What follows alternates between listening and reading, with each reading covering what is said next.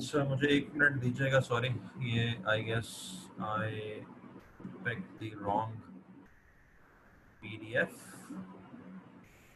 मुझे questions pick करने हैं।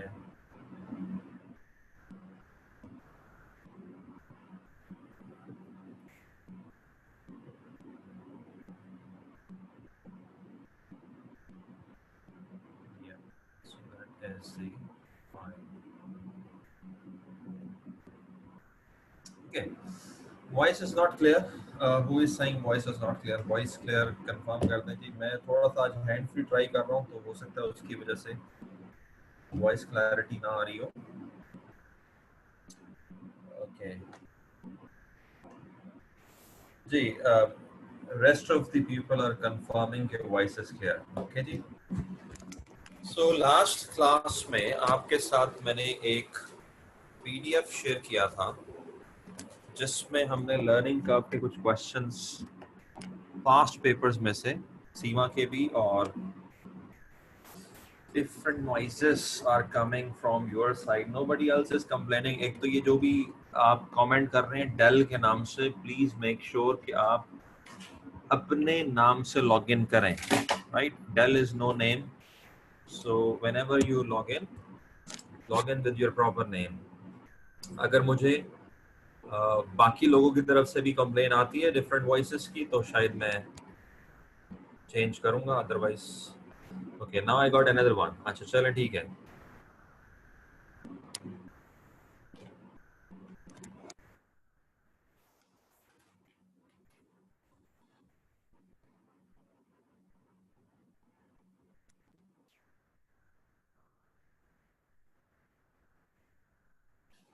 अच्छा जी, अब आई गेस मैंने इसको स्विच कर दिया नॉर्मल जो मैं यूज करता हूँ सिस्टम के साउंड पे, तो मेरे ख्याल में अब माइक्रोफोन बेहतर होगा। अच्छा जी, अब on your left you can see on your left you can see there are practice questions of learning curve analysis। all of these questions are taken from past papers, और इसमें से कुछ क्वेश्चंस ऐसे भी हैं जो ऑलरेडी हमने जब हम क्वेश्चंस कर रहे थे फ्रॉम दी स्टडी टेक्स्ट, तो स्टडी टेक्स्ट के अंदर इस तरह का क्वेश्चन आ गया था। बट लास्ट लेक्चर में किसी ने बात की कि बहुत सारी चीज़ें स्पीडीली हो रही थी तो कैलकुलेशन समझ नहीं आए, इसलिए what I will do is I will go through ये 4 क्वेश्चंस हैं, हम कोशिश करेंगे ये 4 क्वेश्चंस गो थ्रू करें। उसमें से जो पहला क्वेश्चन है ये ऑब्वियसली एक ऐसा क्वेश्चन है जो कि हमने ऑलरेडी पिछले उसमें से किया था, तो ये थोड़ी सी आपकी रिविजन हो जाएगी और बाकी 4 क्वेश्चंस हम करने की कोशिश करते हैं। किसी ने इनमें से कुछ क्वेश्चंस किए हैं ऑलरेडी?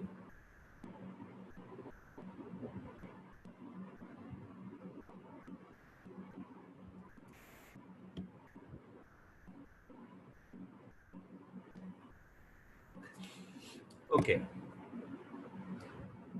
सो पहला क्वेश्चन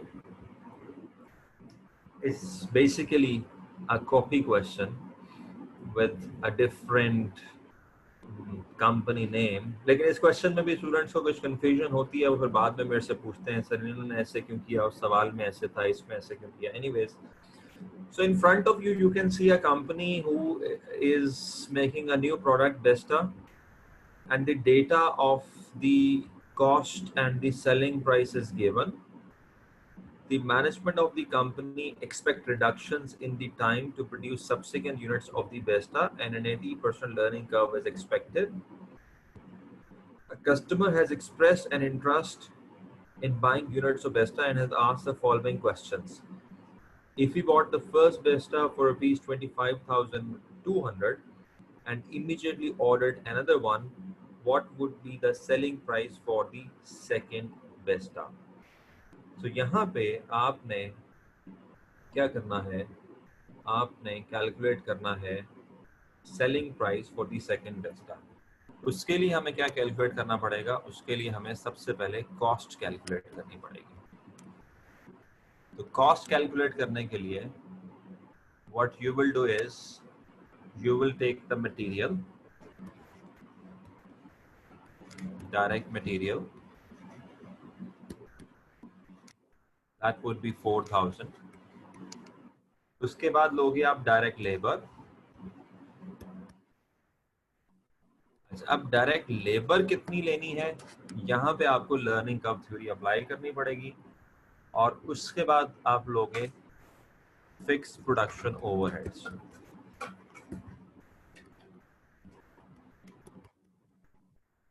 अब फिक्स प्रोडक्शन ओवरहेड्स का ताल्लुक भी चूंकि लेबर के साथ है, तो जब तक मैं लेबर कैलकुलेट नहीं करता तब तक ये मामला नहीं होगा। ये चीजें मैं निकाल लेता हूं तो मेरे पास क्या आ जाएगा, फुल प्रोडक्शन कॉस्ट। और इसके अंदर मैंने क्या करना है, इसके अंदर मैंने अपना जो प्रॉफिट मार्जिन है वो ऐड करना है, एंड दैट इज 40%।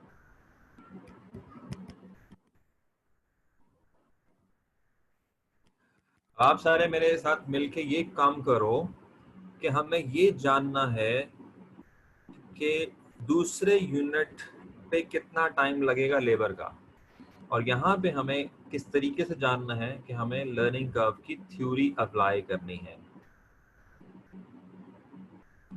तो क्या करोगे आप यहाँ पे y is equal to A X B से जो टाइम है वो कैलकुलेट करोगे दूसरे यूनिट का, तो वो कितना होगा।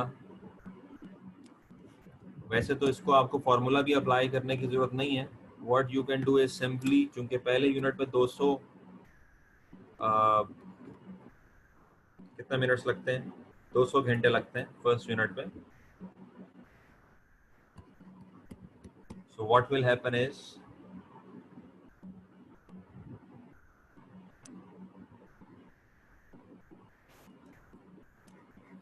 Multiply by 80%।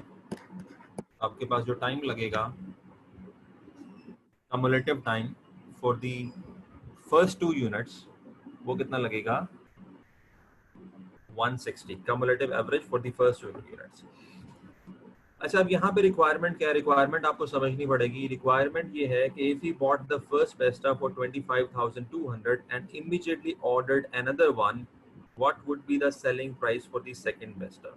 अब एक जो है उसने ऑर्डर कर दिया है, अगर वो दूसरा ऑर्डर करता है, तो यहाँ पे मुझे जो इंफॉर्मेशन चाहिए वो मुझे इंफॉर्मेशन चाहिए टाइम फॉर सेकंड यूनिट। तो कोई मुझे बता सकता है कि दूसरे यूनिट का जो टाइम टेकन है वो कितना होगा।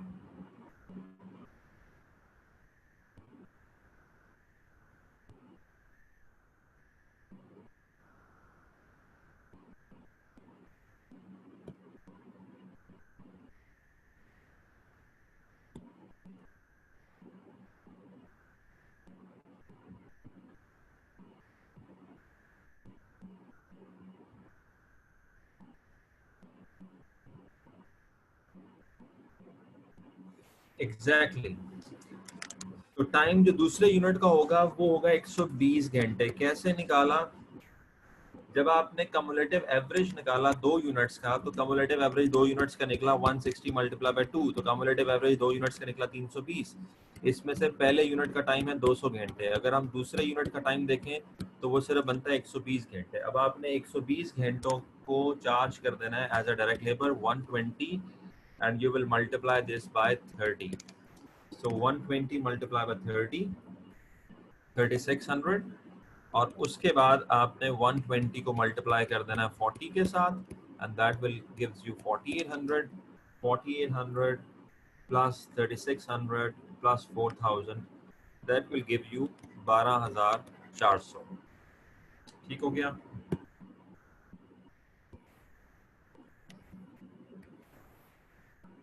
एग्जैक्टली आप लोगों ने भी मेरे साथ ठीक कैलकुलेट किया, 12400।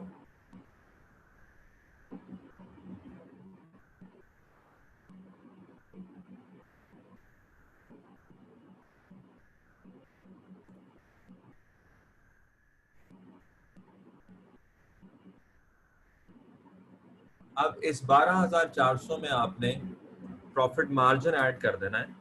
अच्छा, अब यहाँ पे एक छोटी सी कंफ्यूजन है बहरहाल, और वो कंफ्यूजन आप पहले तो कंफर्म कर लो अपने क्वेश्चन के डेटा से। तो आप जब डेटा देखोगे तो टोटल प्रोडक्शन कॉस्ट 18,000 है। ठीक है, इस वक्त ये मेरा वर्ड थोड़ा सा प्रॉब्लम कर रहा है, मैं यहाँ पे हाईलाइट नहीं कर सकता, but if you look at the data, आपके पास 18,000 है टोटल प्रोडक्शन कॉस्ट, और उसके बाद प्रॉफिट मार्जिन दिया हुआ है 40%। अब ये जो प्रॉफिट मार्जिन का वर्ड है, मार्जिन का वर्ड आपको पता है, margin is a percentage of profit on sales, ठीक है। लेकिन यहाँ पे कैलकुलेशन, अब या तो डाटा थोड़ा सा प्रॉब्लमेटिक है, लेकिन बहरहाल ऊपर थोड़ा सा हिंट आपको मिल जाएगा। ये बेसिकली मार्कअप है, ये मार्जिन है ही नहीं, ये मार्कअप है, इसलिए आंसर निकालते वक्त आप गलती करोगे। अच्छा, मैं कैसे कह रहा हूँ ये मार्कअप है? आप 18,000 का 40% ले लो, 18,000 का 40% ले लो तो वो 7200 आएगा। तो इनफैक्ट डेटा में जो उसने कैलकुलेशन की हुई है 7200 की प्रॉफिट की, वो मार्कअप के हिसाब से ही है, वो 40% उसने कॉस्ट का लिया हुआ है। और अगर आप सवाल की दूसरी लाइन पढ़ लो तो वहां पे वो बताता है कि it intends to sell the product at full production cost plus a profit. तो कॉस्ट प्लस प्रॉफिट, तो जब कॉस्ट प्लस प्रॉफिट, वहां पे बार फिर वो अगेन मार्जिन के वर्ड से आपको कंफ्यूज कर रहे हैं। तो अब अगर आपने इसको मार्जिन लेना, आंसर और आएगा। मार्कअप लोगे तो बहरहाल जो आंसर उन्होंने आपको स्टैंडर्ड सॉल्यूशन में दिया हुआ है वो मार्कअप के हिसाब से दिया हुआ है। बहरहाल ये एक जेन्युइन कंफ्यूजन है, अगर आप इसमें मेरे से बहस करना चाहें कर सकते हैं।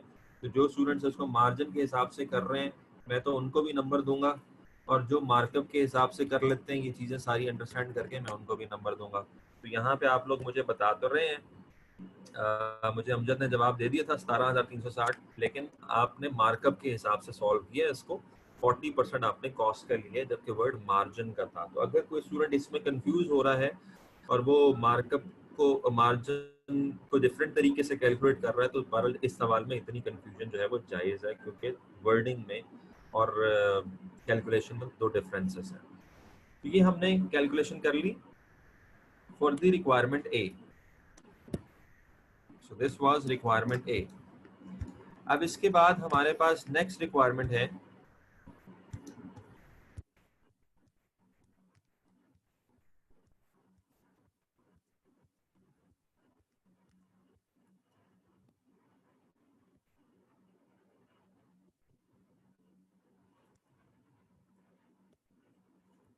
नेक्स्ट रिक्वायरमेंट है रिक्वायरमेंट बी।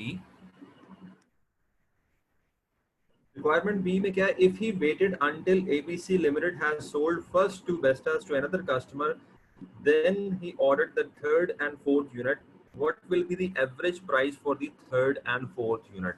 तो अब आपको इस सवाल को इस तरीके से सॉल्व करना है कि आपने तीसरे और चौथे यूनिट की एवरेज प्राइस निकालनी है।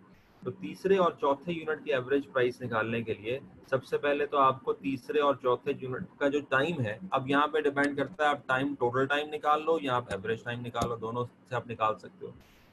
तो आप क्या करोगे? आप सबसे पहले पहले 4 यूनिट्स का एवरेज टाइम निकालोगे। तो पहले यूनिट का टाइम 200 घंटे है, और यहाँ पे आप 4 ले लो, और उसके बाद वैसे तो ये वाला सवाल चूंकि बड़ा मैनेजेबल रेंज का है तो इसको तो आप फार्मूले से भी कर सकते हो, और इसको आप वैसे भी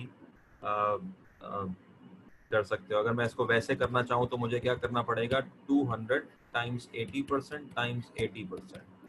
तो मैं इसको डायरेक्टली भी कर सकता हूँ, क्योंकि जब तक तो हम एक रेंज में हैं हम इस सवाल को कर सकते हैं। तो ये आ जाता है 128, और 128 का मतलब है कि टोटल 4 यूनिट बनाने के लिए आपके पास 512 घंटे लगने चाहिए।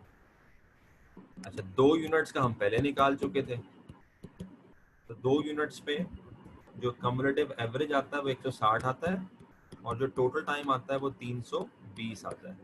तो अब अगर मैं 512 में से 320 माइनस कर दूं, 512 माइनस 320, तो मेरे पास 192 आवर्स आते हैं। किसके? तीसरे और चौथे यूनिट पे लगने वाला जो टाइम है वो 192 आवर्स है, ठीक है। अब 192 को अगर आप हाफ कर दोगे तो जो एवरेज टाइम है, average time for third and fourth unit वो है 96 आवर्स। तो सबसे पहले तो हमने यूं कैलकुलेशन कर ली। अगर आप इसको फॉर्मूले से भी करते और यहाँ पे बी की वैल्यू डालते तब भी क्या जवाब आना था? 128 ही जवाब आना था, ठीक है। और फिर आप इसे 4 से मल्टीप्लाई करते तो 512 ही आता, इसको 320 में से माइनस करते 192 ही आता। तो यहाँ पे हमने एक चीज़ कैलकुलेट कर ली कि तीसरे और चौथे यूनिट पे जो हमारा एवरेज टाइम लग रहा है वो लग रहा है 96 आवर्स। अब आप इसकी कॉस्टिंग कर लो। तो डायरेक्ट मटेरियल उसी तरीके से रहेगा 4000। डायरेक्ट लेबर के लिए आप क्या करोगे, 96 आवर्स को 30 से मल्टीप्लाई कर दोगे। फिक्स प्रोडक्शन ओवरहेड्स के लिए आप क्या करोगे, आप 96 को 40 से मल्टीप्लाई कर दोगे। उसके बाद क्या आ जाएगा, फुल कॉस्ट आ जाएगी। फुल कॉस्ट में क्या करोगे, प्रॉफिट ऐड कर दोगे। प्रॉफिट ऐड करोगे तो क्या होगा, सेलिंग प्राइस आ जाएगी। If I just fill this up, 96 times 30, 2880, 96 times 40, 3840, plus 2880 plus 4000, 10720 times 40%,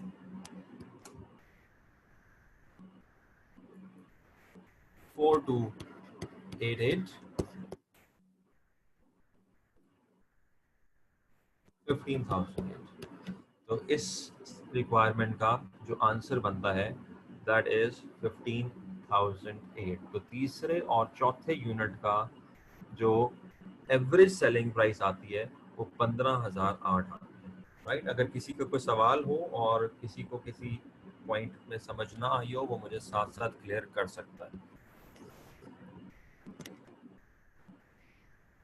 उसके बाद if we decided to buy 8 Vestas immediately and ask ABC Limited to quote a single price for all 8 units, what price would be charged?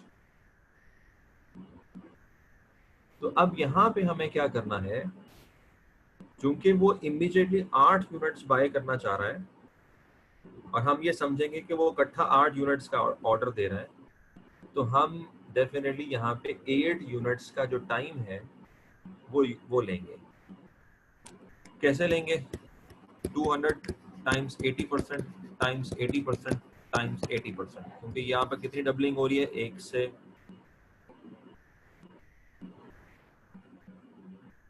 2, 2 से 4, 4 से 8। तो यहाँ पे आप यहाँ तो इसको यूं कर लो, या फिर आप इसको सॉल्व करो, y is equal to A X B, y is equal to 200, x की जगह आप ले लो 8 और b की जगह आप जो वैल्यू आएगी, और वो कैसे आती है, log of r divided by log of 2 करके वो ले लो।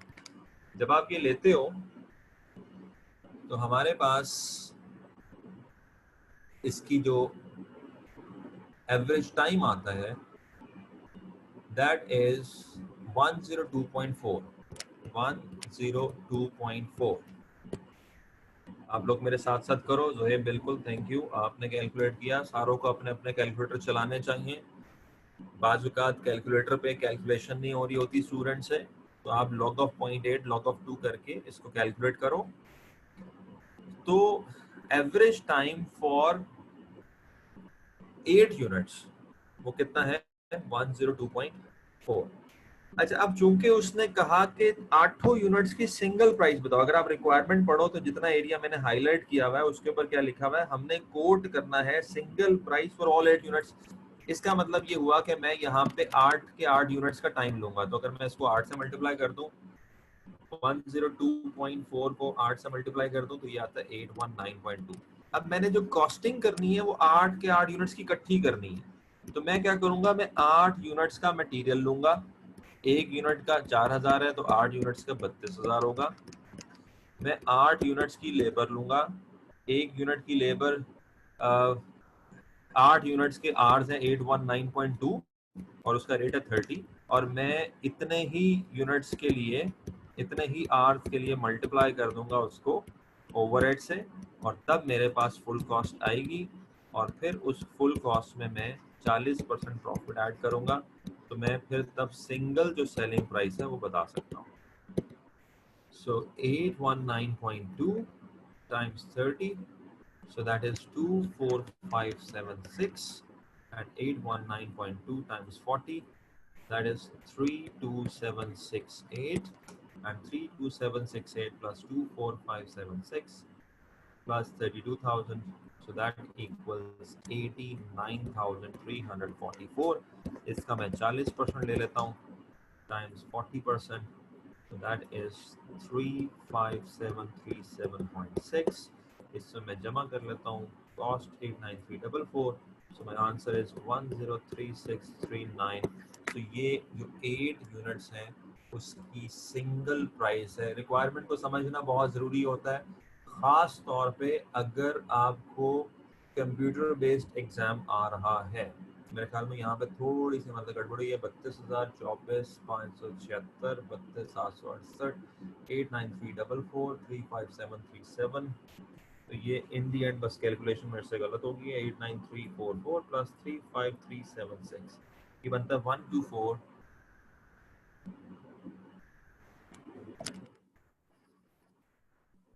This is 125081। ठीक है, कोई क्वेश्चन है? जी बिल्कुल। कुछ लोगों मुझे साथ साथ अमाउंट्स बता रहे हैं, मैं उनकी अमाउंट्स भी देखता जा रहा हूँ और वो ठीक भी बता रहे हैं। और अभी शहनाज ने सवाल पूछा कि रिक्वायरमेंट बी रिपीट कर दें। देखें, रिक्वायरमेंट बी ये है, गौर से लफ्ज़ पढ़ें उसके। रिक्वायरमेंट बी के क्या लिखे हुए हैं? If he waited until ABC has sold the first 2 बेस्टर्स, यानी कि कंपनी अगर पहले 2 यूनिट्स बेच दे और कस्टमर फिर ऑर्डर करें तीसरा और चौथा यूनिट, इसका मतलब ये हुआ यहाँ पे आपने क्या अज्यूम करना है कि 2 यूनिट्स बिक गए कंपनी के, और कस्टमर जो ऑर्डर कर रहा है वो कौन सा ऑर्डर कर रहा है? तीसरा और चौथा यूनिट। तो आपने तीसरे और चौथे यूनिट की कॉस्टिंग करनी है।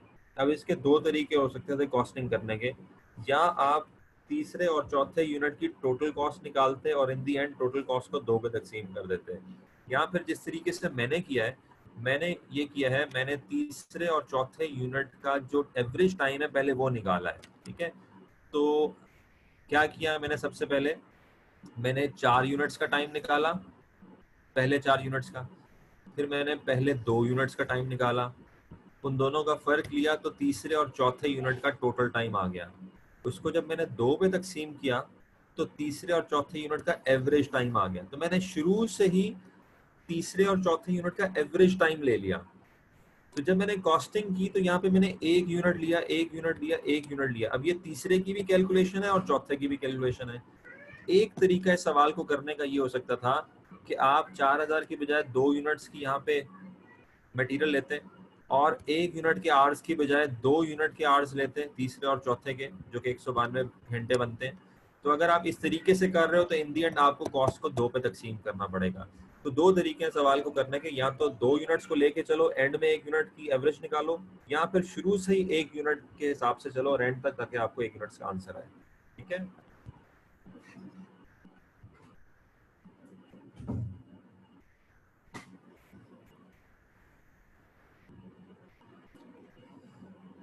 जिस मर्जी आप तरीके से चलोगे आंसर आपका सेम आएगा। असल में मसला ये होता है कि बाद में स्टूडेंट्स बहुत पूछते हैं, क्योंकि स्टूडेंट हमेशा आंसर्स को कंपेयर कर रहा होता है। अब अगर आप अभी कैप्लन की किताब में चले जाओ तो ये इस तरह का सिमिलर सवाल हमने वहाँ से किया है। तो वहाँ की अप्रोच और इस आंसर की अप्रोच में फ़र्क हो सकता है। In the end you will arrive at the same answer, लेकिन स्टूडेंट बार पूछता है कि सर उधर ऐसे क्यों किया और इधर ऐसे क्यों किया। अमजद, आपका जो सवाल है कि अगर हम सिर्फ 3rd यूनिट की कॉस्ट कैलकुलेट करें तो ठीक है, हमने भी यही किया। 3rd यूनिट की कॉस्ट वही होगी जो चौथे यूनिट की कॉस्ट होगी, तो तीसरे यूनिट की कॉस्ट और चौथे यूनिट की कॉस्ट एक ही होगी।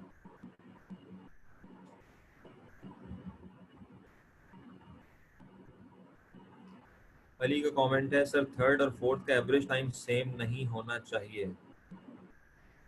3rd और 4th यूनिट का एवरेज टाइम सेम नहीं होना चाहिए। भाई क्यों नहीं होना चाहिए? तीसरे और यूनिट का एवरेज टाइम सेम ही होगा।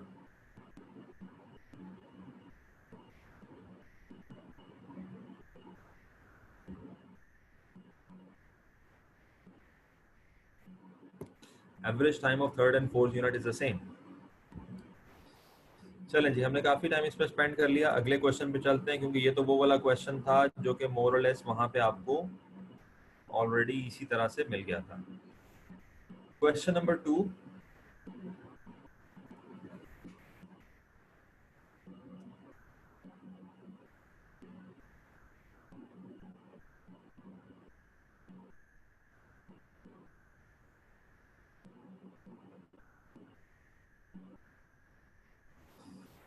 जी इस क्वेश्चन में क्या है जी? ABC Limited manufactures heavy equipment for use in various industries. It has recently developed and supplied 8 units of a special equipment to an important customer. अब देखें यहाँ पे ध्यान से सुने कि उसने ऑलरेडी डेवलप कर लिए हैं और सप्लाई कर लिए हैं 8 यूनिट्स। ऑलरेडी 8 यूनिट्स वो बेच चुका है।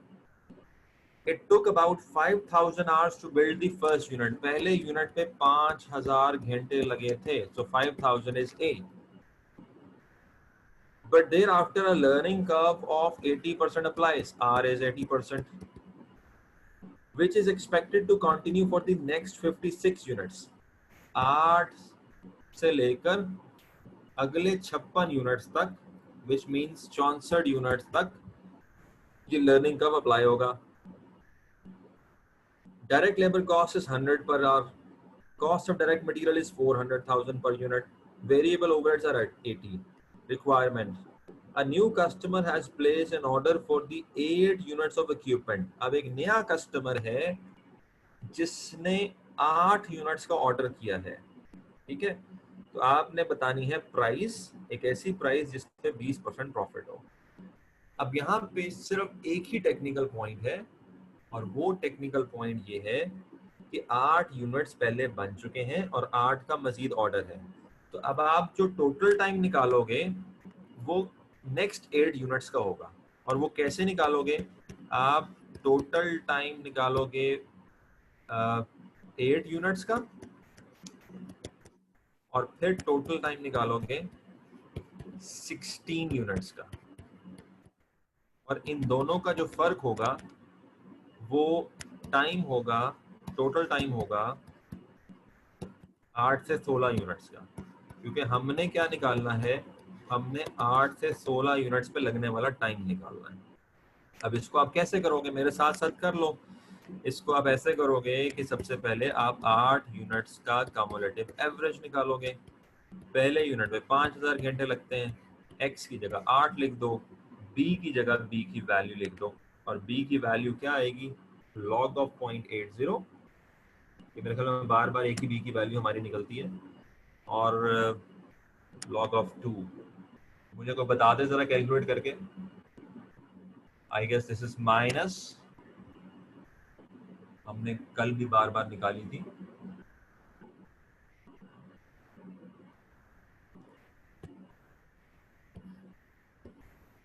Minus 3.3219, minus 0.3219। तो जब आप ये अप्लाई करते हो तो आपके पास 8 यूनिट्स पे लगने वाला एवरेज टाइम आ जाता है। और वो कितना आता है, कैलकुलेट किया आप लोगों ने? वो कितना आता है, ये कैलकुलेट करके बता दे जरा। वो आता है 2580।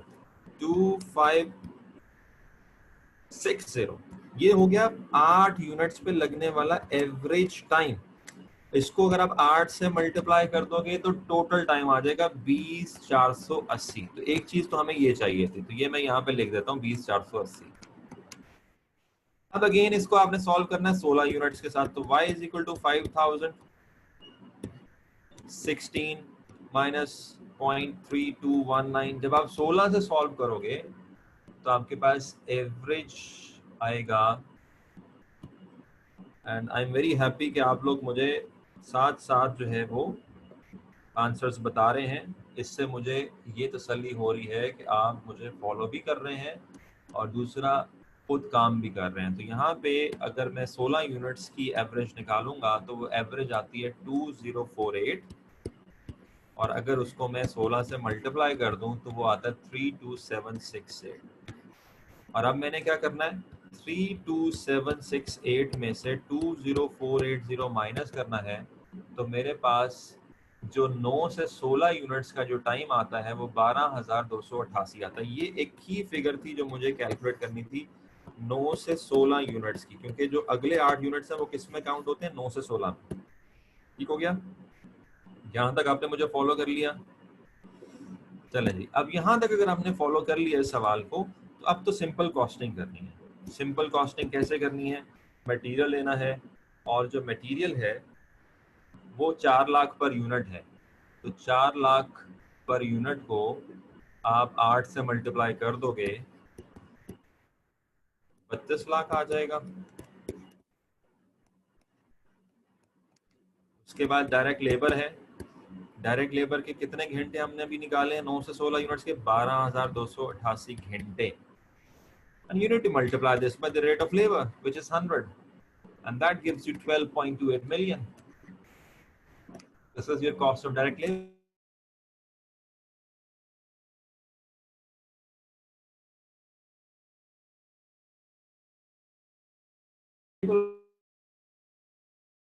Overheads are given as 80%.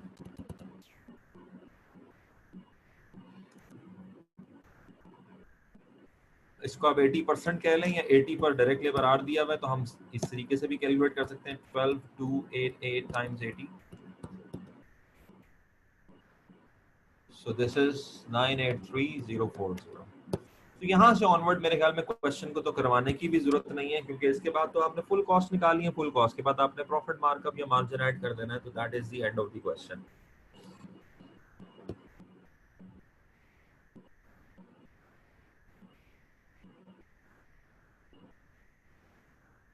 जी, अगर आप फिगर्स रिकंसाइल करना चाहते हैं, full cost is this and this is the profit,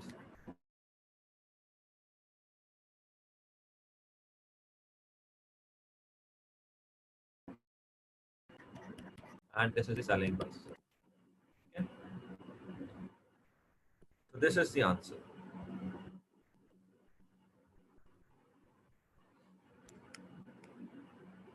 किसी का कोई सवाल है, किसी ने कोई फिगर रिपीट समझनी है, कोई पॉइंट है उसके जहन में, you can discuss before I move to the next question.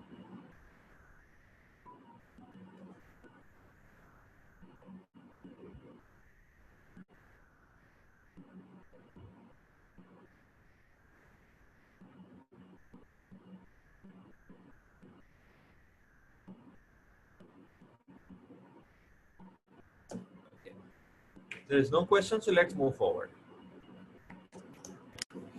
अब फिर हमारे पास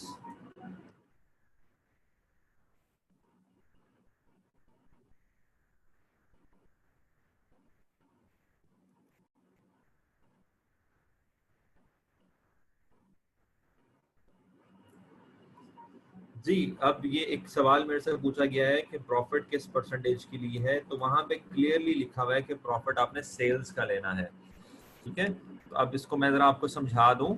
S is equal to C plus P, cost हमने निकाली थी 5411,840, सेल्स हम निकालना चाह रहे थे, और प्रॉफिट है 20% ऑफ सेल्स। तो ये इस तरह की इक्वेशन बनेगी, और उसके बाद 0.80s किसके बराबर होगा, 5411,840 के, और सेल्स हमारी निकलेगी 5411,840 डिवाइडेड बाय 0.8, और यहाँ से आपका आंसर आएगा 5411,840 डिवाइडेड बाय 0.8, तो आपका आंसर आ जाएगा 6764800। तो ये इस तरीके से निकला है। तो बेसिकली आपका मार्कअप और मार्जिन का कॉन्सेप्ट क्लियर होना चाहिए। अगर किसी स्टूडेंट को मार्कअप और मार्जिन के कॉन्सेप्ट में प्रॉब्लम है, तो मैं आज व्हाट्सएप ग्रुप में अपनी एक यूट्यूब वीडियो भेज दूंगा। मैं यूट्यूब पे अक्सर छोटे छोटे कॉन्सेप्ट अपलोड करता रहता हूँ। अगर किसी स्टूडेंट को मार्कअप और मार्जिन के कॉन्सेप्ट में प्रॉब्लम हो, तो वो इसको समझ सकता है। मैंने ये अप्रोच बनाई हुई है S equal to C plus P वाली, इससे आप कोई सा भी क्वेश्चन सॉल्व कर सकते हो, markup margin margin markup whatever. तो रिमाइंड करवाइएगा, अगर मैं शेयर ना कर सकूं तो मुझे रिमाइंड करवाइएगा, मैं शेयर कर लूंगा। Question number 3, hi tech engineering private limited is planning to introduce a new motorcycle in the market, and due to capacity constraint, they will outsource the final assembly of the product to Bela Autos. All the sub-assemblies, parts, components, and packing material will be provided by High-Tech Engineering. It is estimated that 100 units of motorcycle will be assembled in each batch. It will take 220 labor hours to produce the first batch. So time to produce the first batch is 22 hours. पहले batch को कितना time लगता है? 220 घंटे. जो industry का learning curve है वो 89.7% बनता है, और इस पे बी की वैल्यू उन्होंने खुद नीचे हिंट में, सवाल के एंड में हिंट में कैलकुलेट करके दी हुई है. अगर ये ना भी कैलकुलेट करके देते तो आप बी की वैल्यू को log of 0.897 और log of 2 से कैलकुलेट कर लेते. फिलहाल उन्होंने दे दी तो हम ये वैल्यू यूज कर लेंगे. उसके बाद वो ये कहते हैं कि from the 100th batch onward, ये बड़ा इंपॉर्टेंट पॉइंट है कि 100वें बैच के बाद each batch will take the same time as 100th batch. इसका मतलब ये हुआ कि वो ये कहना चाह रहा है, इसको अगर वो इंग्लिश में कहता, इसको अगर वो वर्ड्स में कहता, तो वो ये कहना चाह रहा है learning will cease, learning stop हो जाएगी आफ्टर 100th बैच. यानी कि लर्निंग कब चलेगा? 100वें बैच तक. उसके बाद लर्निंग सीज हो जाएगी. उसका मतलब ये हुआ कि जो 100वें बैच पे टाइम लग रहा है वही 101, वही 102, वही 200, वही 300, वही 400 बैचेस पर टाइम लगेगा. तो लर्निंग 100वें बैच पे स्टॉप हो जाती है. उसके बाद वो कहता है लेबर कॉस्ट पर आवर 500 है, ओवरहेड जो है वो 2/3 है लेबर कॉस्ट का, और मार्कअप 1/3 है कॉस्ट का. ये फर्दर इंफॉर्मेशन है. अब हमने कैलकुलेट क्या करना है, तो अब आप मेरे साथ मिल के कैलकुलेट करें, साथ के साथ समझ लें. सबसे पहली कैलकुलेशन है labour hours required to produce first 100 batches. पहले 100 बैचेस के लिए कितने लेबर आवर्स लगेंगे? तो देखो जी, पहले बैच के लिए 220 लेबर आवर्स लगते हैं. पहले 100 बैचेस के लिए अगर बी उसने दिया हो -0.1568, तो कितने आवर्स लगेंगे वो अब आप मुझे खुद बता दें. एंड जस्ट एक्सक्यूज मी, मुझे 1 मिनट कॉल लेनी है शायद आपकी थोड़ी देर के लिए. 1 मिनट मैं इसको स्विच कर देता हूँ ताकि ये डिस्कनेक्ट ना हो.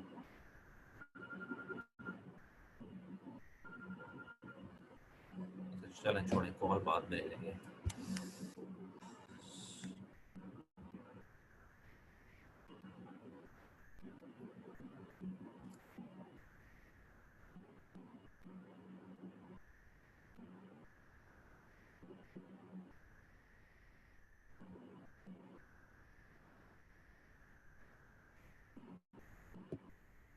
So, क्या आंसर आया जी? 106.85. आदिल ने बताया वेरी राइट, 106.85. 85 और 862. 106.862. मेरे पास जो सोल्यूशन में आंसर है वो 106.862 है. राइट. अभी डिपेंड करता है आप आप जो है वो राउंड ऑफ कितना करते हैं.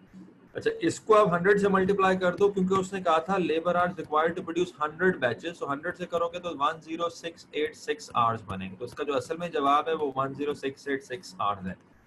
अभी मैं आपको पिछले क्वेश्चन में भी बताने लगा था, फिर मुझे वो बात ज़हन से स्किप हो गई कि सीबीई में कंप्यूटर बेस में आंसर क्या पूछा जाता है, उसका जवाब उस हिसाब से आपने देना होता है.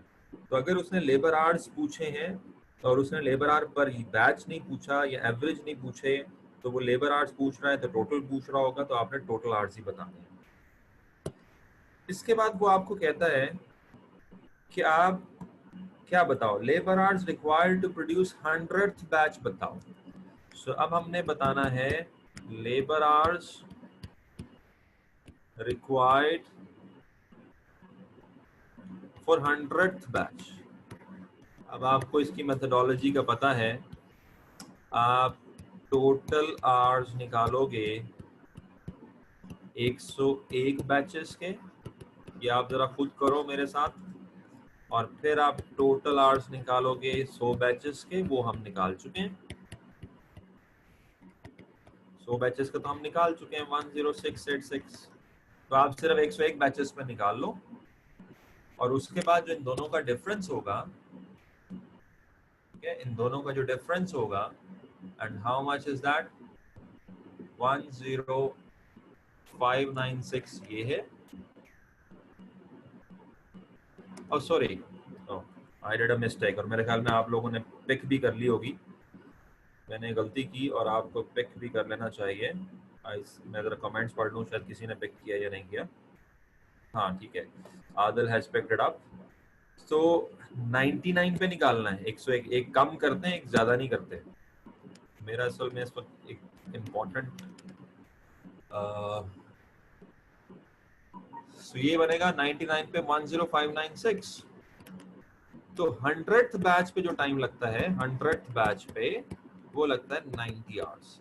ये हमने निकालना था और ये हमने निकाल लिया, 90 आवर्स। उसके बाद वो क्या कहता है? उसके बाद वो कहता है bid amount for one motorcycle assembled और labour hours required for 100th batch onward. कि जो 100वें बैच से आगे की हम मोटरसाइकिल बनाएंगे उसकी आप बिड अमाउंट बताओ एक बैच की। तो हम यहाँ पे जो टाइम यूज करेंगे वो 100वें बैच का टाइम यूज होगा। तो अब इसके लिए हम क्या करेंगे? हम डायरेक्ट मटेरियल लेंगे, और डायरेक्ट मटेरियल कितना दिया हुआ है?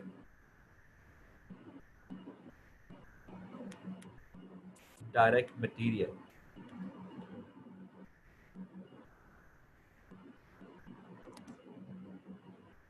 नहीं दिया हुआ है। लेबर ले लेंगे, और लेबर कैसे लेना है? 90 टाइम्स रेट पर आवर। तो लेबर बनती है 45,000। फिर उसके बाद ओवरहेड्स ले लोगे, और ओवरहेड्स 1/3 है। सो 45,000 इंटू 1, सॉरी 2/3 है, 2/3 ये बनेंगे 30,000। टोटल कॉस्ट बन गई 75,000। अब इस पे आपने 1/3 मार्कअप डालना है। तो मार्कअप इज 1/3। 1/3 किसका? कॉस्ट का। मार्कअप कॉस्ट पे होता है। ये कितना आ जाएगा? 25,000। तो यहाँ पे आपका जो टोटल कॉस्ट आएगी, टोटल प्राइस आएगी, वो 1 लाख आएगी। अब इस 1 लाख में कितने मोटरसाइकिल हैं एक बैच में? एक बैच में 100 मोटरसाइकिल है। तो पर मोटरसाइकिल क्या प्राइस आएगी? 1000। This is the answer.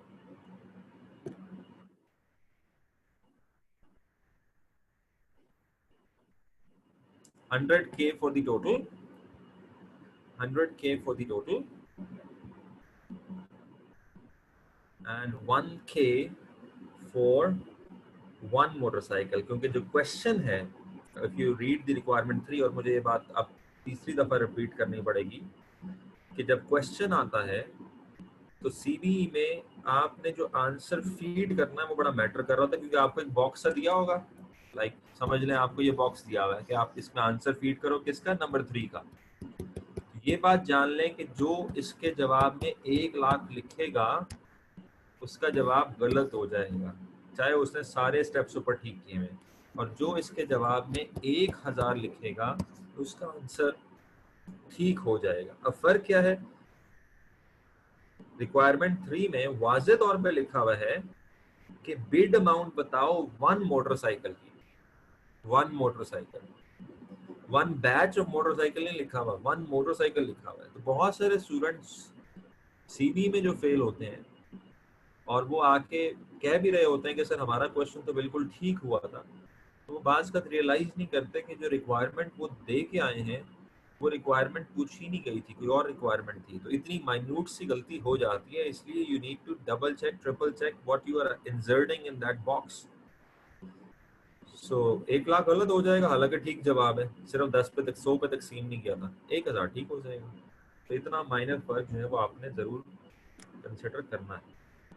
Any question from question number 3? किसी का कोई सवाल हो?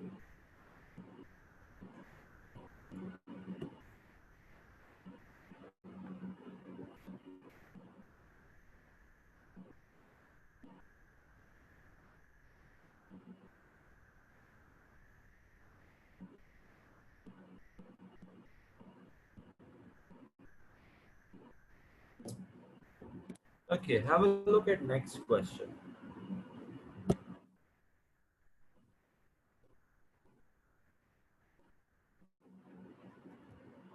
I guess मुझे, अच्छा नहीं, ये क्वेश्चन हम जरूर करते हैं। Share company, question number 4, and this has been taken from ACCA Performance Management exam of December 2014. Share company has developed a new type of luxury car seat. The estimated labor time for the first unit is 12 hours.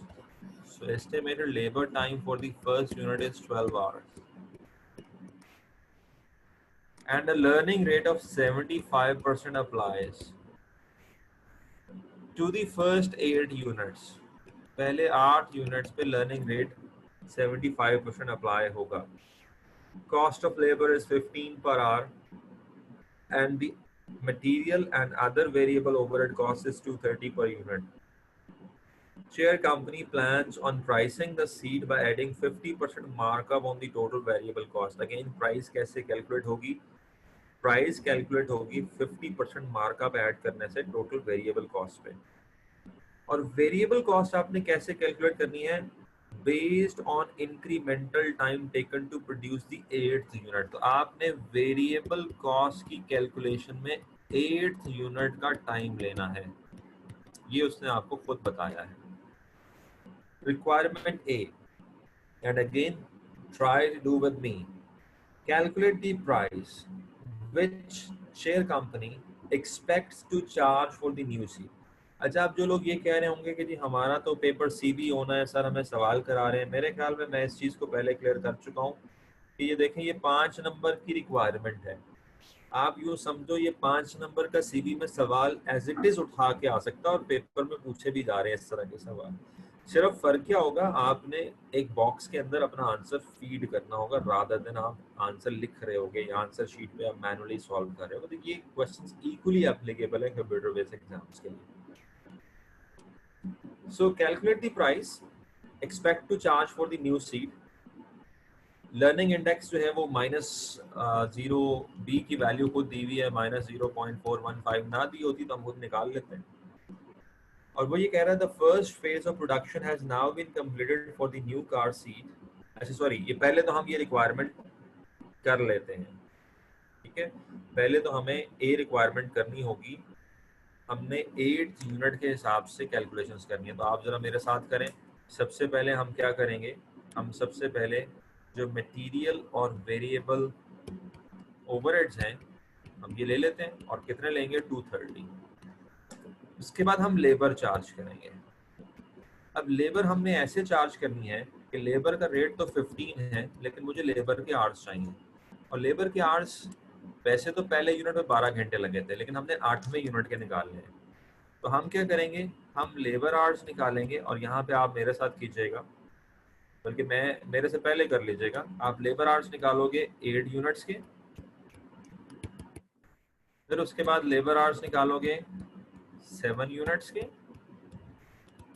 और इन दोनों का फर्क लोगे तो 8th unit के labour hours आ जाएंगे. ठीक है, मुझे करके बताओ सारे के सारे.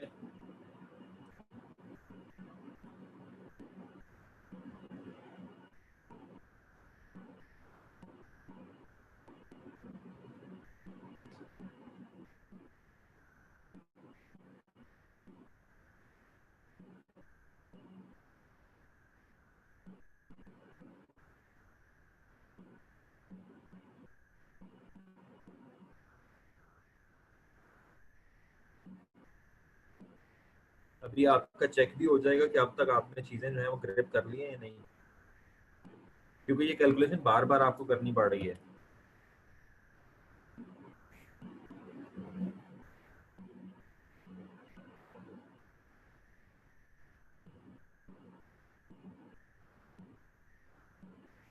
देखिए, एक लगता है स्टूडेंट्स को ना कंफ्यूजन हो रही है. मैं उस कंफ्यूजन को पहले दूर कर दूं. कंफ्यूजन ये है कि अभी एक कमेंट आया है कि 7th और 8th यूनिट का टाइम तो सेम होगा, ठीक है. और ये कंफ्यूजन इसलिए अराइज हो रही है क्योंकि पिछला जब हमने सवाल किया तो तीसरे और चौथे यूनिट का टाइम हमने सेम ले लिया. अच्छा, अब कोई मुझे इसका जवाब देगा वैसे, लाइक जो जो जो इस वक्त स्टूडेंट सुन रहे हैं, क्या आप भी इस बात से एग्री करते हो कि 7वें और 8वें यूनिट का टाइम तो एक ही होगा, तो हम यहाँ पे क्यों डिफरेंस निकाल रहे हैं? तो मुझे इसका आंसर देगा क्या ऐसे ही है कि 7वें और 8वें यूनिट का टाइम सेम होगा? चले हम इसको एक एमसीक्यू भी बना लेते हैं।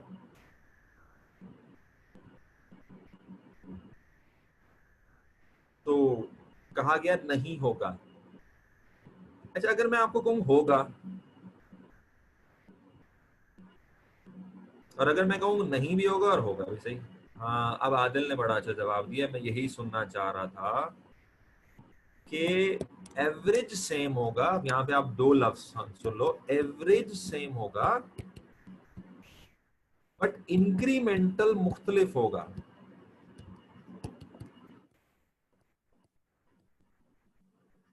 एवरेज सेम होगा। तो अगर आप ये स्टेटमेंट पास करते हो कि 7th और 8th यूनिट का एवरेज टाइम सेम होगा, ये बात ठीक है। और अगर आप ये कहते हो कि 7वें और 8वें यूनिट का इंक्रीमेंटल इजाफी टाइम मुख्तलिफ होगा, ये बात भी ठीक है। आई होप ये बात आपको समझ आई सारों को, इतना एक फर्क समझ आया होगा। सो एवरेज सेम होगा, डिफरेंशियल इंक्रीमेंटल डिफरेंट होगा। अब उसने सवाल में क्या कहा था, जरा आप गौर से पढ़ो, रिक्वायरमेंट से ऊपर वाली लाइन पढ़ो। उसने रिक्वायरमेंट से ऊपर वाली लाइन में ये कहा था कि हम टोटल वेरिएबल कॉस्ट निकालेंगे बेस्ड ऑन, ये जो लाइन मैंने सर्कल में की हुई है, रेड कलर का सर्कल है, based on incremental time taken to produce the 8th unit. अगर वो यहाँ पे कहता based on average time to produce 8th unit, फिर कोई और बात होती। और अब वो क्या कह रहा है, based on incremental time taken to produce 4th unit. इसलिए हमने 8वें यूनिट का टाइम निकाला और वो 7वें यूनिट के बराबर नहीं होगा, अलबत्ता एवरेज बराबर होगी। ये बड़ा माइनर सा फर्क है, लेकिन बिलीव यू मी कि ये आपके सवाल गलत करा देगा। तो इसको किसी जगह पे लिख लें। तो अब जो इंक्रीमेंटल टाइम बनता है 8वें यूनिट का, वो बनता है सिर्फ और सिर्फ 3.043518 आवर्स। ठीक है, मैं जरा आप लोग के आंसर चेक कर लूं जिन लोगों ने निकाल के मुझे दिया। एग्जैक्टली जवाब ने बिल्कुल ठीक बताया, 3.05 राउंड ऑफ करके इतना ही आता है। और किसी ने बताया तो इंक्रीमेंटल टाइम निकाल लिया, जुहेब ने बताया 3.04, बिल्कुल ठीक है। ये इंक्रीमेंटल टाइम, अमजद ने 3 आवर्स कहा है, ये थोड़ा सा आपने बहुत ही राउंड ऑफ कर दिया, इस तरह राउंड ऑफ नहीं होना था ये। तो 3.0431 तो अब क्या करना है, हमने कॉस्ट निकालनी है। कॉस्ट किसकी बेस पे होगी, इस बेस पे होगी। तो हम 3.043518 जो भी ये फिगर है, इसको मल्टीप्लाई कर देते हैं 15 से। तो जब आप इसको 15 से मल्टीप्लाई करोगे तो हमारे पास ये आ जाएगा 45.65277। ठीक हो गया। और टोटल कॉस्ट बन जाएगी 275.65277। और इसके अंदर जब हम मार्कअप डालेंगे तो प्राइस बनेगी 413.47915। अब जो आपको बॉक्स दिया जाएगा, जिसमें आपने आंसर फीड करना है, उसमें आप 413.479 या 47 या 5 लिखोगे तो आपका जवाब ठीक माना जाएगा। अदरवाइज आप कोई सा भी जवाब लिख दो वो गलत हो जाएगा। किसी का कोई सवाल है तो वो पूछ लें। आदिल आपने बिल्कुल ठीक निकाला, 413.4791 यही मेरा जवाब है। टोटल कॉस्ट आपने ठीक निकाली। So that's good. साथ साथ फॉलो करते जाएं, साथ साथ समझते जाएं, आपको चीज़ें साथ साथ क्लियर हो जाएंगी। जब तक आप इस प्रोसेस से नहीं गुजरेंगे आपको मेरी बातें समझ नहीं आएंगी। जी, किसी का कोई सवाल इसमें?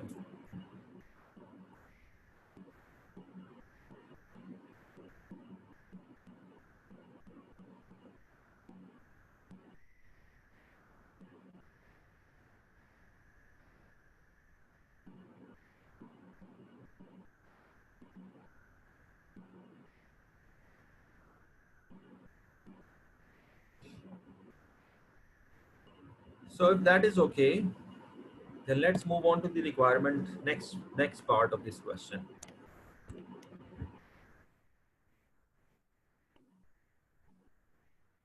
The first phase of production has now been completed. पहला फेज प्रोडक्शन का कंप्लीट हो गया है. The first unit actually took 12.5 hours. अब ये आपके पास एक्चुअल आवर्स आ गए. एक्चुअल आवर्स एक्चुअली कितने घंटे लगे हैं? 12.5. जबकि आपने क्या सोचा था कितने घंटे लगेंगे? 12 घंटे लगेंगे. एक्चुअली तो 12.5 घंटे लगे हैं. और 8 यूनिट्स बनाने के लिए टोटल 8 यूनिट्स बनाने के लिए जो एक्चुअल आवर्स लगे हैं वो 34.3 है. 34.3 फॉर द फर्स्ट 8 यूनिट्स. पहले 8 यूनिट्स बनाने के लिए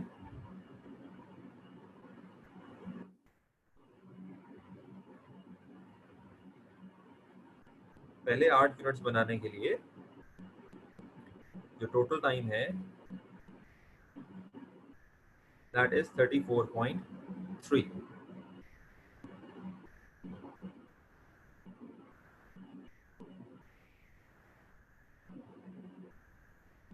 अच्छा, अब यहाँ पे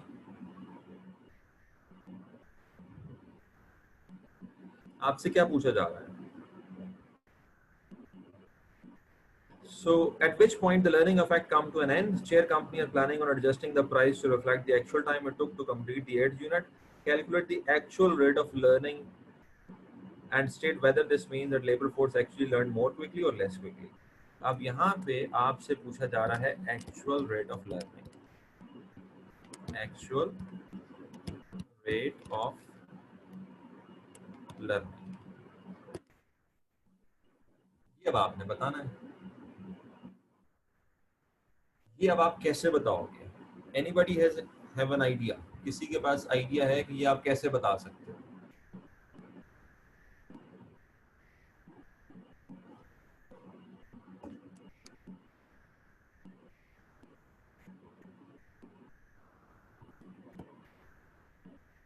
हमने रेट निकालना सीखा था. बिल्कुल शहनाज, आप ठीक कह रहे हैं. R something like this. बिल्कुल ठीक.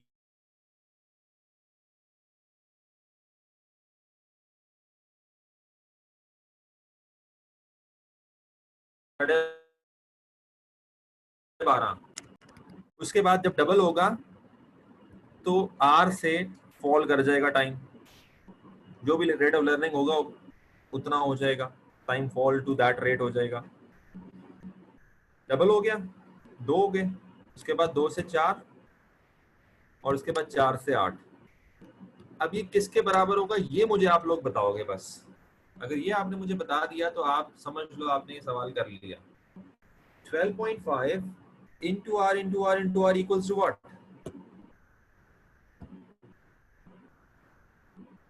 बस यहाँ पे गड़बड़ होनी है. अच्छा, कुछ लोगों ने तो आंसर भी निकाल दिया. उस्मान ने आंसर बता दिया 70%,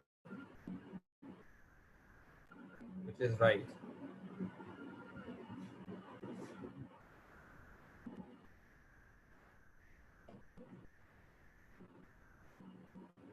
बट इस वक्त मेरे सवाल का जवाब दें. उसमें बेशक आप भी दे दें. हाँ, आदिल ने जवाब दे दिया. That is 4.2875. 4.2875. ठीक है. तो आप इसको कैसे सॉल्व करोगे? आप कहोगे कि पहले यूनिट पे जो टाइम आ रहा है एवरेज टाइम वो 12.5 है and into R into R into R वो किसके बराबर हो जाएगा? 4.2875 के. थ्योरी अप्लाई होती है कम्युलेटिव एवरेज पे. यहाँ आप कम्युलेटिव एवरेज लोगे, टोटल नहीं लोगे. तो जब अब आप इसको सॉल्व करोगे तो R की जो वैल्यू आएगी वो 70% आएगी. तो इस तरीके से जब आप सॉल्व करोगे तो R is equal to 0.70 which means 70%.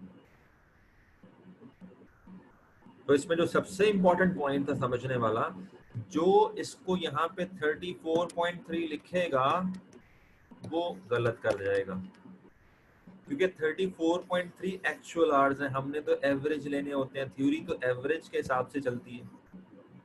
So this is very important point. अब अगर इसमें किसी को एम्बिगुइटी हो रही है तो वो जरा पूछ ले मेरे से और उसके बाद हम इसकी जरा थ्योरेटिकल इंटरप्रिटेशन में भी चलते हैं.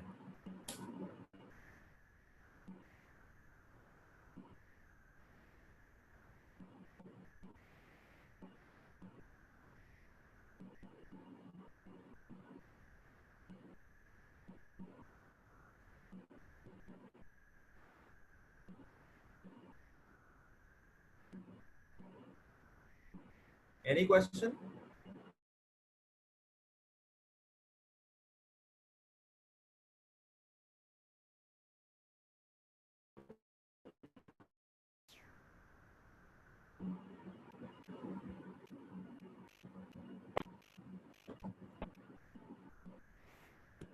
नहीं है क्वेश्चन। चलें फिर मैं अब आपसे सवाल पूछता हूँ।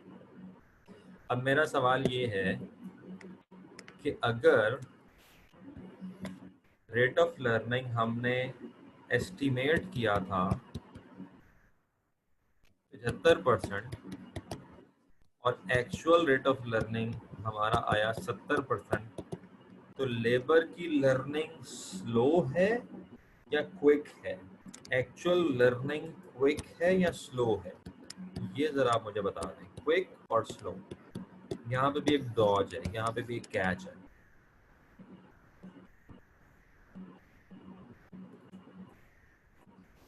समझ लें ये भी एमसीक्यू बन गया आपका। Actual rate of learning is 70%। Is this slow learning और क्विक लर्निंग? उस्मा का जवाब है क्विक। यस। और शहनाज का जवाब है स्लो।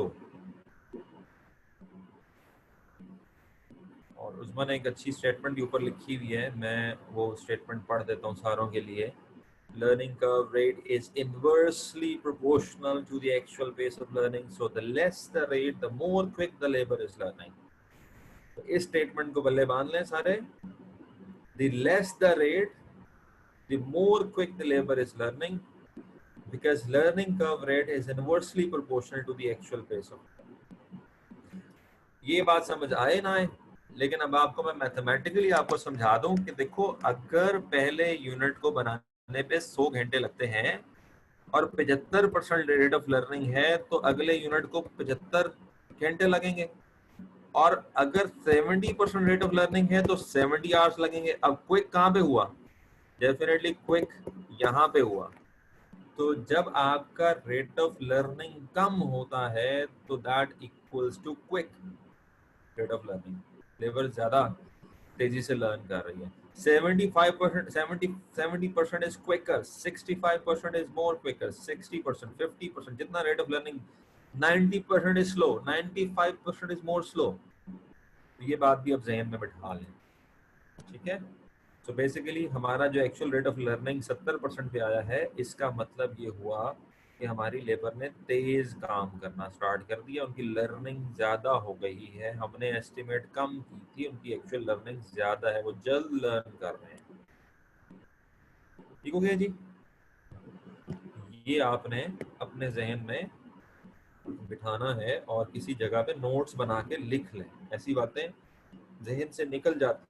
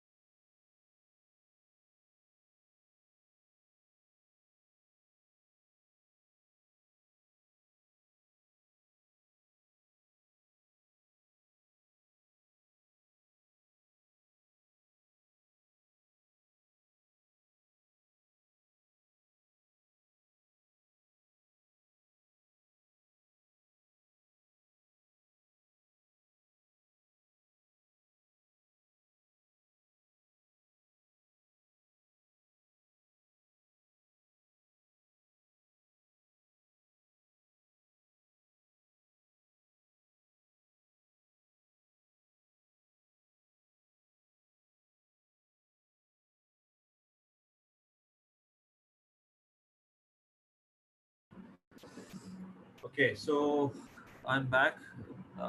एक प्रॉब्लम हो गया लाइट और इंटरनेट का। सो चौथा क्वेश्चन हमने कर लिया और उसके अंदर हमने एक बड़ा इंपॉर्टेंट पॉइंट डिस्कस किया और वो था रेट ऑफ लर्निंग का। रेट ऑफ लर्निंग अगर कम होगा तो इसका मतलब क्विक लर्निंग होती है, और रेट ऑफ लर्निंग अगर ज़्यादा होगा तो उसका मतलब स्लो लर्निंग होती है। अब एक आखिरी सवाल जो सीमा P1 के पास पेपर में से लिया गया है।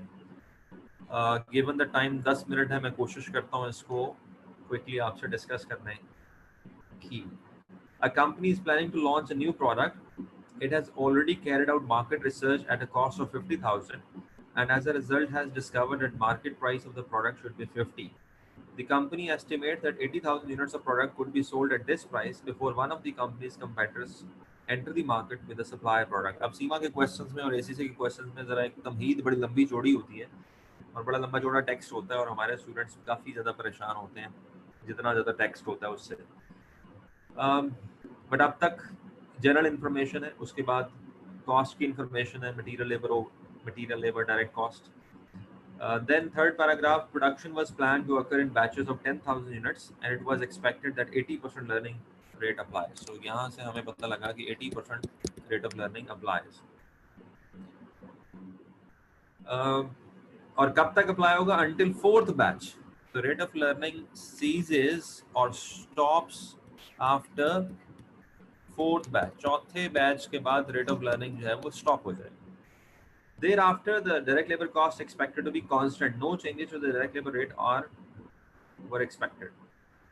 इतनी बात बताने के बाद the next paragraph, the company introduced the product at the price stated above with production occurring in batches of 10,000 units. Direct labor was paid using the expected hourly rate of 10 and the company is now reviewing the profitability of the product. The following schedule shows the actual direct labor cost. अच्छा, अब ये जो table आपको दिया, अब यहाँ से समझ लें क्वेश्चन असल में ये क्वेश्चन है। अगर आप इस पार्ट को समझ लेते हैं तो क्वेश्चन आपको समझ आ गया। और अभी थोड़ी देर पहले हमने इसी किस्म की चीज की भी है। तो इस टेबल में अब आपको क्या दिया हुआ है? Cumulative number of batch. अब ये एक्चुअल डेटा है, एक्चुअल डेटा। सो एक्चुअली आपने 1 2 4 8 बैचेस जब आपने बनाए तो उसकी actual cumulative direct labour cost ये है। So, दो वेरिएबल्स क्या दिए हुए? Actual number of hours cumulative, sorry actual cumulative number of batches और actual cumulative direct labour cost. अब आपसे सवाल ये पूछा गया है कि कैलकुलेट द रिवाइज्ड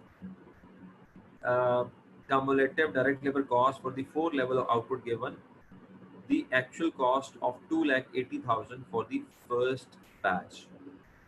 पहली रिक्वायरमेंट ये है कि आप revised expected cumulative direct labour cost बताओ, जबकि एक्चुअल कॉस्ट फर्स्ट बैच की 2,80,000 है। ठीक है, तो अब यहाँ पे ए क्या है? 2,80,000। अच्छा, अब इसमें पहली बात तो समझने वाली ये है कि आप क्वेश्चन में ए कॉस्ट को भी ले सकते हो और ए आर्स को भी ले सकते हो। अब इस क्वेश्चन में चूंकि कॉस्ट की बात हो रही है और पहले बैच पे कितनी कॉस्ट लगी है? $2,80,000। तो हम ए को $2,80,000 ले लेते हैं। हम कॉस्ट को डायरेक्टली भी सॉल्व कर सकते हैं यूजिंग लर्निंग कर्व थ्योरी। सवाल ये है कि revised expected cumulative direct labour cost बताओ 4 लेवल्स ऑफ आउटपुट गिवन। कौन कौन सी? 1 2 4 8। इस पे आप रिवाइज कॉस्ट बताओ। ठीक है, इस पे आप रिवाइज्ड कॉस्ट बताओ, रिवाइज्ड एस्टिमेट बताओ। अब जबकि आपका जो रेट ऑफ लर्निंग है वो कितना है? 80% है। अब आपने करना क्या है? आपने पहले बैच को तो आप 2,80,000 ही लोगे, हो गया। दूसरे बैच के लिए डबल हो गया। हमारा एस्टिमेटेड रेट कितना है? 80%। एस्टिमेटेड रेट कितना है? 80%। बाद में एक्चुअल 70, एक्चुअल अभी हमें खैर पता ही नहीं है। तो आप 2,80,000 का 80% ले लो तो ये रिवाइज एस्टिमेट हो जाएगा। कितना हो जाएगा? 2,24,000।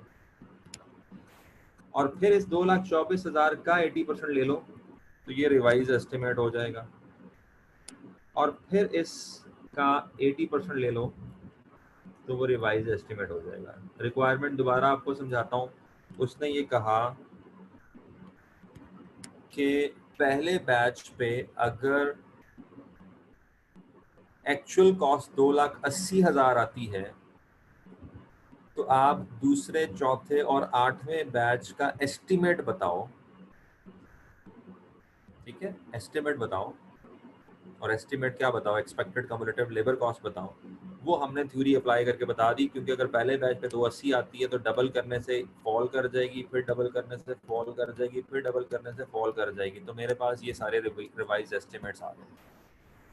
अब दूसरा सवाल टेक्निकल है, और दूसरा सवाल ये है कि एक्चुअल रेट ऑफ लर्निंग बताओ। अब ये मैं आपसे पूछना चाह रहा हूँ आप लोगों से, इस वक्त जितने लोग भी मुझे सुन रहे हैं लाइव, क्योंकि मैंने अभी एक्चुअल रेट ऑफ लर्निंग आपको कैलकुलेट करके बताया।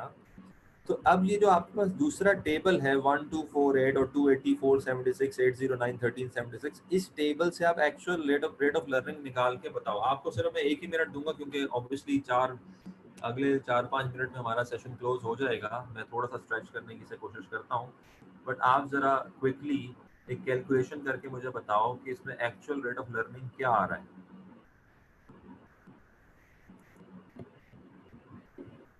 आदिल ने बताया 85%,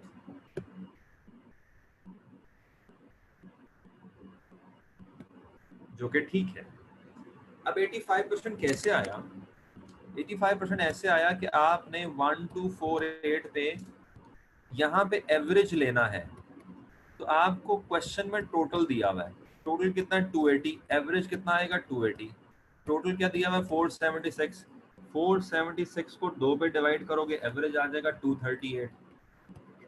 टोटल दिया हुआ है 809। 809 को 4 पे डिवाइड करोगे तो 202.25 आ जाएगा। तो अगेन वही वाली लर्निंग है कि हमने टोटल की बेस पे परसेंटेज नहीं निकालनी, हमने इसको एवरेज कर लेना है, और एवरेज ये आ रही है। अब आप किसी भी 2 पॉइंट्स पे आर को कैलकुलेट कर लो, या जिस तरीके से मर्जी आर को कैलकुलेट कर लो, आर कितना आएगा? 85%। जैसे मर्जी देख लो आप, 238 को 280 पे तकसीम करके मल्टीप्लाई बाय 100 कर लो, तब भी आर कितना आएगा? 85%। तो ये था इसका आर निकालने का तरीका, और ये आर निकालने का तरीका हम बार बार क्वेश्चन में अप्लाई कर रहे हैं। और अगर आप अभी भी गलती कर रहे हैं तो इसका मतलब है आप कंफ्यूज हो रहे हैं कि कहाँ पे एक्चुअल आर्स लेना है, कहाँ पे एवरेज आर्स लेना है। तो अगर किसी को समझ नहीं आया तो वो अभी भी पूछ ले, हमारे पास 2 से 3 मिनट्स हैं।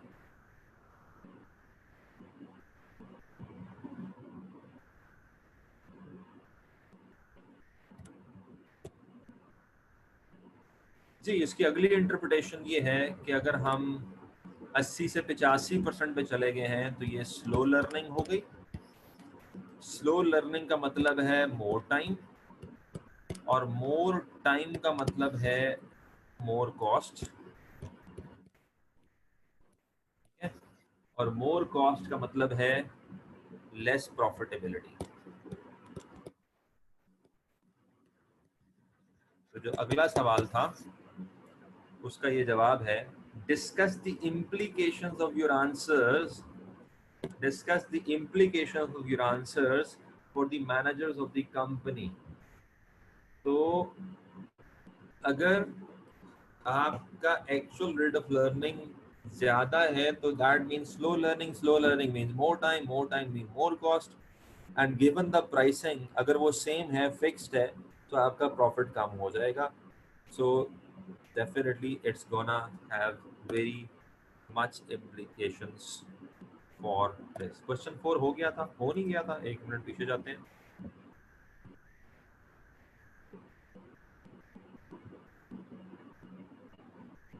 तकरीबन हो गया था। आखिरी सवाल क्वेश्चन नंबर 4 का है कि जो एडजस्टेड प्राइस है वो हायर होगी, लोअर होगी। तो अब जाहिर सी बात है, जब मैंने आपको क्वेश्चन नंबर 5 करा दिया है तो आपको समझ आ जानी चाहिए।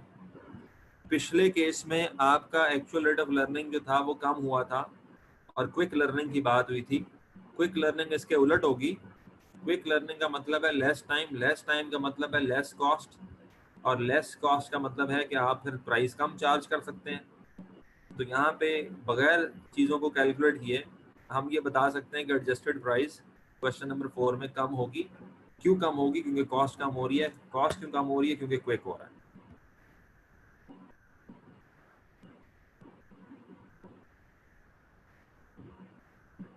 तो ये अब मुझे नहीं पता, आप इतने सारे लोग होते हैं और इतने सारे मैसेजेस आते हैं। असूलन तो आपके जो सेंटर के जो भी रिस्पॉन्सिबल लोग हैं उनको ये व्हाट्सएप ग्रुप में ऐड करना चाहिए। मुझे तो ये पता भी नहीं लगता कौन रजिस्टर्ड है कौन रजिस्टर्ड नहीं है। मैंने तो एक दफ़ा 20 से 25-30 बच्चों को ऐड कर दिया। आप किसी भी अपने क्लास फेलो से लिंक ले लो। बाज़ औक़ात मुझे इंडिविजुअली रिस्पॉन्ड करना पॉसिबल नहीं होता। I am teaching almost 10 to 12 hours a day. तो और दूसरा मुझे वेरीफाई करना भी पॉसिबल नहीं होता। ग्रुप बन गया है, उस ग्रुप का लिंक शेयर हो चुका है। वो लिंक किसी भी दोस्त को कहें वो आपसे शेयर कर ले, आप उसमें ऐड हो जाएं। और जब आप ग्रुप में ऐड हो गए व्हाट्सएप के, तो उस व्हाट्सएप ग्रुप की डिस्क्रिप्शन पे गूगल क्लासरूम का लिंक है, आप वहाँ से वहाँ चले जाओ। तो ज़रूरी अब हर चीज़ को इंडिविजुअली रिस्पॉन्ड करना बाज़ का बहुत टाइट हो जाता है। फिर भी मैं देखता हूँ, मैसेज निकालता हूँ, अगर आपका मैसेज मुझे मिलता है तो मैं उसको रिस्पॉन्ड कर लेता हूँ।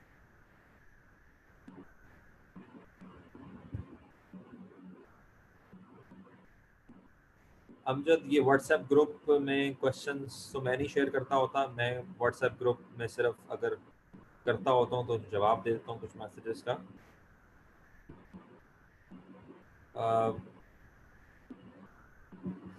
अच्छा, ये वैसे अच्छा वैसे एक पॉइंट है जुहेब का कि किसी ऐसे स्टूडेंट का नंबर मैं आपको बता देता हूँ जो एडमिन है इस ग्रुप का। तो मैं अभी जो है ऐसे में फॉल, हाँ, हसीब ने ये ग्रुप क्रिएट किया था। मैं हसीब का नंबर यहाँ पे लिख रहा हूँ, तो आप हसीब से भी रब्ता कर सकते हैं। 0309562004 सो हसीब ने मुझे ये ग्रुप क्रिएट करके दिया था। He is also the admin of this group, so you can contact him to get yourself added to that group. वो आपको लिंक शेयर कर देता है। आदिल पूछ रहे लर्निंग कब एंड्स? जी बिल्कुल, लर्निंग कब यहाँ पे ख़त्म हो जाता है। हम अगले क्लास में लर्निंग कब बात नहीं करेंगे। We will start next topic which is life cycle costing. ठीक है जी, so I guess that's enough for today. And Abdullah पूछ रहे इसकी थ्योरी कहाँ से पढ़े? तो भाई मैंने क्या पढ़ाया? मैंने आपको पहली क्लासेस में थ्योरी ही तो पढ़ाई है।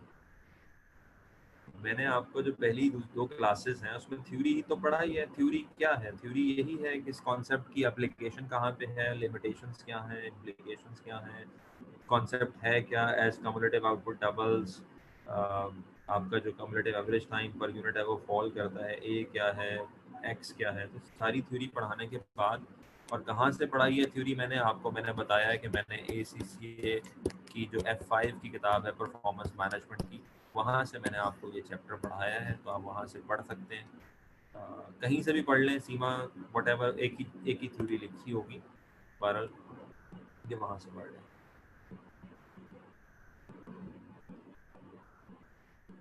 और ये सारी बुक्स अवेलेबल हैं गूगल क्लासरूम में, आप वहाँ से एक दफ़ा डाउनलोड कर लें। So that's it for today. Take care of yourself. I will see you tomorrow. 4 10. Thank you.